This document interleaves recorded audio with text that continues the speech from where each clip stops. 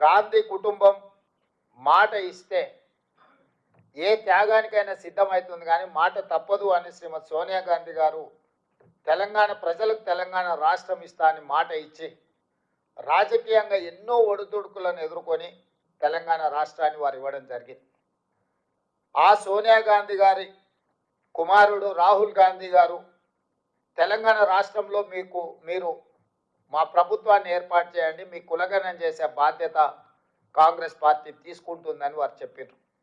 దాంతో తెలంగాణ రాష్ట్రంలో ఉన్న బలహీన వర్గాలందరూ కూడా ఒక అడుగు ముందుకేసి స్వతంత్రం వచ్చినప్పటి నుంచి ఈ రోజు వరకు నాయకులు వచ్చిర్రు పోయిర్రు, కానీ మేము ఎంతమంది ఉన్నామో లెక్క తేల్చలేదు. ఈరోజు రాహుల్ గాంధీ గారు మాట ఇస్తున్నారు, మనం ఒక అవకాశం కాంగ్రెస్ పార్టీకి ఇచ్చి ఈరోజు మన లెక్కలు తేల్చుకుందామని చెప్పి ముందుకు వచ్చి కాంగ్రెస్ ప్రభుత్వాన్ని ఏర్పాటు చేశారు. మరి ఆ బాధ్యతతో ఆ ఆలోచనతో ఉన్న రాహుల్ గాంధీ గారు, కాంగ్రెస్ పార్టీ శ్రీ మల్లికార్జున్ ఖర్గే గారు నన్ను తెలంగాణ రాష్ట్ర ముఖ్యమంత్రిగా వారు పార్టీ నిర్ణయం మేరకు శాసనసభ్యులు అందరు కలిసి నాకు ఒక అవకాశం ఇచ్చారు. నేను ఇప్పుడు ఈ సమావేశంలో పాల్గొన్న పెద్దలందరూ, మంత్రులు, పిసిసి అధ్యక్షుడు, మాజీ పిసిసి అధ్యక్షులు, రాజ్యసభ సభ్యులు, అదేవిధంగా ఎంపీలు, ఎమ్మెల్సీలు, ఎమ్మెల్యేలు, కార్పొరేషన్ చైర్మన్లు, జిల్లా పార్టీ అధ్యక్షులు, ముఖ్యమైన మిత్రులందరూ ఈ సమావేశంలో ఉన్నారు. మన అధికారంలో రావడానికి అహర్నిశలు కృషి చేసిన వాళ్ళందరూ ఈ సమావేశంలో ఉన్నారు. ఈరోజు నేను మిమ్మల్ని అడుగుతున్నా, మన నాయకుడు రాహుల్ గాంధీ గారు మాట ఇచ్చిన తర్వాత, ఆ మాటను ప్రజలు విశ్వసించి మనకు అధికారాన్ని కట్టబెట్టిన తర్వాత దీన్ని అమలు చేయడం నా బాధ్యతనా కాదా? కాబట్టి ఈరోజు మన నాయకుడు ఇచ్చిన మాటను తూచా తప్పకుండా అమలు చేయాలనే చిత్తశుద్ధితోని తెలంగాణ రాష్ట్ర ముఖ్యమంత్రిగా దేశంలో ఏ ముఖ్యమంత్రి, ఏ రాష్ట్ర ప్రభుత్వం ఈ నిర్ణయం చేయడానికి సాహసం చేయలే. దానివల్ల వచ్చే రాజకీయ పరిణామాలు కావచ్చు, లేకపోతే ఎదుర్కోవాల్సిన సమస్యల్ని చూసి భయపడి ఎవరు ముందుకు రాలే భారతదేశం మొత్తంలో. కానీ తెలంగాణ రాష్ట్ర ప్రభుత్వం రాహుల్ గాంధీ గారు ఇచ్చిన మాటను నిలబెట్టాలి అన్న ఆలోచనతోటి 100% ఈ విషయాన్ని పారదర్శకంగా ప్రజల్ని మమేకం చేసి ప్రభుత్వాన్ని పూర్తి స్థాయిలో ఇందులో ఈ కార్యాచరణలో, ఈ కార్యక్రమంలో ప్రభుత్వాన్ని పూర్తి స్థాయిలో భాగస్వాములను చేసి ఈ కార్యక్రమాన్ని చేపట్టినము. చాలామంది ఇదేదో ఆశామాసి ఆనాడు సమగ్ర కుటుంబ సర్వే కేసీఆర్ గారు 12 గంటలలో చేసి ఇదే లెక్కలని కాకి లెక్కలు ఆయన చెప్పాను. ఏ రోజు కూడా అధికారికంగా వారు క్యాబినెట్లో పెట్టడం కానీ, శాసనసభకు వివరాలు ఇవ్వడం కానీ, ప్రభుత్వం ఎక్కడా అధికారికంగా లెక్కలు చూపించలేదు. ఈ రాష్ట్రంలో ఉన్న జనాభానంతా లెక్క కట్టి ఒక కుటుంబం, ఒక వ్యక్తి ఆ వివరాలను దాచిపెట్టుకొని ఎన్నికలు వచ్చినప్పుడు ఆయనకు అవసరమైన విధంగా ఆ సమాచారాన్ని వినియోగించుకొని రాజకీయ ప్రయోజనం పొందేదే తప్ప 10 సంవత్సరాలలో ఆ సమాచారాన్ని పేదల కోసం వినియోగించలేదు. అందుకే కాంగ్రెస్ పార్టీ ప్రభుత్వం ఎప్పుడైతే ఈ కులగణన చేయాలి, ఈ వివరాలన్నీ సేకరించాలనుకున్నప్పుడు వివిధ రాష్ట్రాలలో, ఈ దేశంలో ఎక్కడెక్కడ ఏ రాష్ట్రాలు ఇందులో ప్రయత్నం చేసినాయి, ఆ ప్రయత్నాలలో విజయం సాధించిన వాళ్ళు ఎవరు, వైఫల్యం చెందిన వాళ్ళు ఎవరు అని స్టడీ చేసి ఒక అధికారుల బృందాన్ని బీహార్, హర్యానా, కర్ణాటక, రాజస్థాన్ వివిధ రాష్ట్రాలకు తిప్పి అధికారుల బృందాన్ని సమాచారాన్ని సేకరించడము. అదేవిధంగా ఒక మంత్రివర్గ ఉపసంఘాన్ని వీటన్నిటిని పర్యవేక్షించడానికి ఉత్తమ్ కుమార్ రెడ్డి గారిని, దామోదర్ రాజనరసింహ గారిని, శ్రీధర్ బాబు గారిని, మిత్రుడు పొన్నం ప్రభాకర్ గారిని, సీతక్కను ఒక మంత్రివర్గ ఉపసంఘాన్ని వేసి, ఎందుకంటే దీనికి అధికారిక కార్యాచరణ, ఒక అధికారిక గుర్తింపు ఉండాలని మంత్రివర్గ ఉపసంఘాన్ని వేసాం. ఈ మంత్రివర్గ ఉపసంఘము, అధికారిక బృందము వివిధ రాష్ట్రాలలో పర్యటించి సమాచారం సేకరణ చేసి ఆ వివరాలన్నీ కూడా మంత్రివర్గానికి వాళ్ళు వివరిస్తే అక్కడి నుంచి వివిధ రాష్ట్రాలలో వచ్చిన సమస్యలను దృష్టిలో పెట్టుకొని ఇది ఏదో ఒక డిపార్ట్మెంట్ చేస్తే దీనికి చట్టంలో, కోర్టులో ఇబ్బంది వస్తుంది అని చెప్పి ఇతర రాష్ట్రాల అనుభవాలను దృష్టిలో పెట్టుకొని ప్లానింగ్ డిపార్ట్మెంట్ చేయాలని చెప్పి ఒక నిర్ణయానికి వచ్చినాం.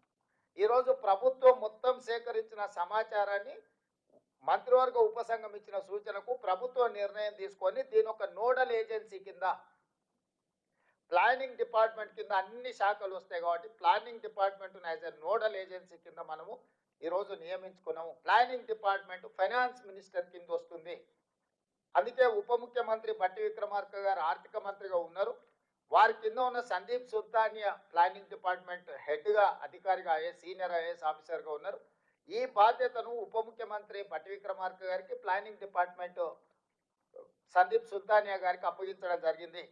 ఆ తర్వాత మనము ఈ రాష్ట్రాన్ని మొత్తం 94,863 విభాగాలుగా ఒక్కొక్క క్లస్టర్ 150 ఇండ్లు మొదటి 3 రోజులు ఇండ్ల వివరాలు సేకరించినాం.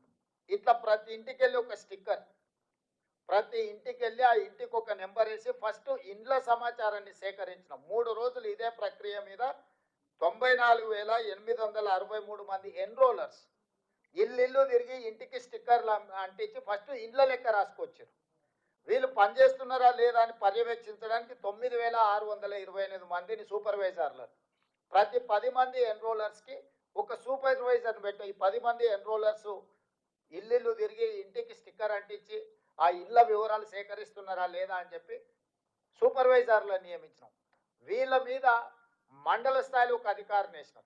ఆ మండల స్థాయి అధికారుల మీద ఒక అడిషనల్ కలెక్టర్ స్థాయి, జిల్లా స్థాయి ఇంకొక అధికారిని నియమించాం. ఆ పైన కలెక్టర్ను పెట్టినాం. అంటే కలెక్టరు, అడిషనల్ కలెక్టరు, మండల స్థాయి అధికారి, ప్రతి 10 మంది ఎన్రోలర్స్కి ఒక సూపర్వైజరు, ఆ కింద ప్రతి 150 ఇళ్లకు ఒక ఎన్రోలర్.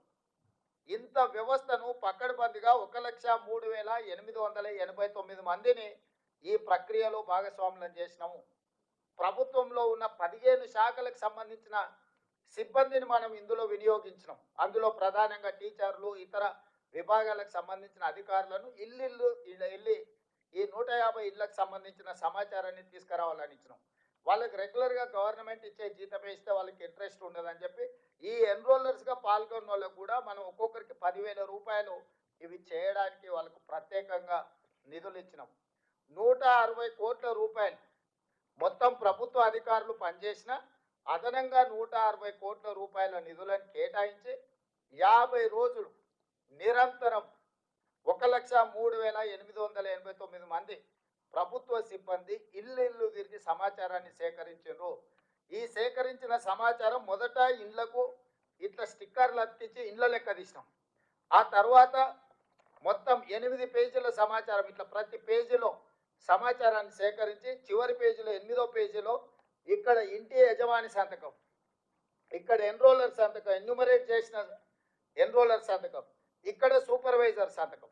ఇందులో 8 పేజీలలో ఇచ్చిన సమాచారం ఆ ఇంటి యజమాని మొత్తం చదివి ఇన్న తర్వాత సంతకం పెట్టి ఇచ్చిన సమాచారం.